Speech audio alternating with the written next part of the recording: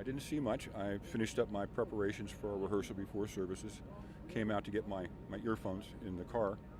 I was standing in the parking lot. This is about 9:43.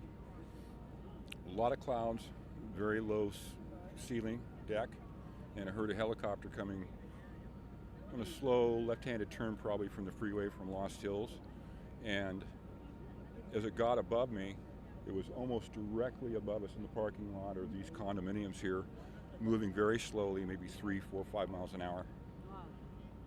So it was in a hover, searching hover, but I could tell from a sound engineer with sound pressure, you could tell it was the altitude was low. So I listened, I looked directly up, and I couldn't see it. So it had to be up maybe 100 or 150 feet in the cloud deck, because I wasn't seeing any disturbance. If the helicopter's in a hover, its rotor wash is going to be throwing a lot of air down. I didn't see any disturbance in the clouds. So I just listened to it. My alarm bells went off because I'm going, this is awfully low. And I knew that we've got the terrain over there.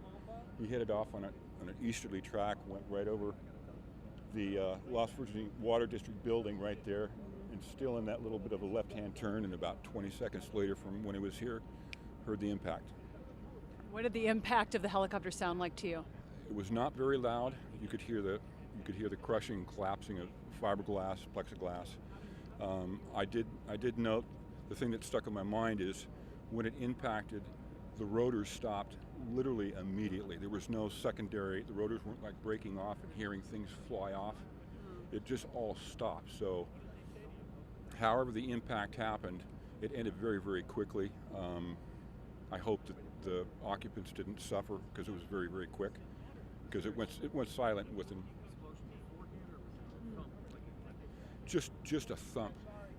And no explosion in the sky. I was not in a visual standpoint because of the trees in the building.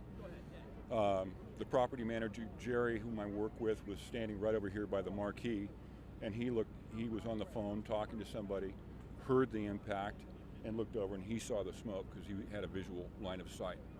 The clouds were low enough that the helicopter went in basically right at the cloud line.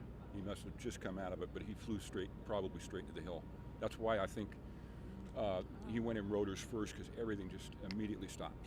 And then what did you see after that? Was there smoke? Were there flames? Once I immediately pulled out my phone, called 911 within 45 seconds. I was on with dispatch. They transferred me to fire department dispatch. Was speaking to them. The sheriffs were already overshot and were heading down to Mulholland Highway. And I said, they're going too far. It's not at Mulholland. It's right here at the Water District, because I know it was flying in an eastern track. It's a lot farther up. So dispatcher said, I've lived here for 50 years and I know each canyon and location. She says, I'm glad you know where everything is. And then within 4 or 5 minutes, from 3 different directions, 3 different fire units, sheriff, search and rescue, all appeared. Thank you for calling 911. It's a terrible tragedy. It is. I think he was just disoriented. I didn't hear any malfunctions on the aircraft. Apparently, Kobe's helicopter was a twin turbine, so he had power, and it sounded like he was in control, because it was in a slow. It's hard to control a helicopter when you're in a hover or a slow. You've got to have command of the aircraft. So I think he just was disoriented, and he did not know where he was. So I came out here about 2 hours, 90 minutes after it happened. It was still foggy. Yeah. There was no blue sky. Is that usual to see that kind of weather out there? I met one of the residents who's lived here for 17 years. He said all the time that he's lived here, right in this condo here, he says he's never seen the clouds or the fog so dense or so low. Really? The music director that I work with was coming up from Montanito, halfway to Malibu from here, 4 miles away. He said there were no clouds where he was. So apparently we have these, these local little microclimates, and the property manager, who's been here for 10 years, says this particular little bowl here has a tendency to generate a lot of clouds and fog from time to time. Thank you for watching. If you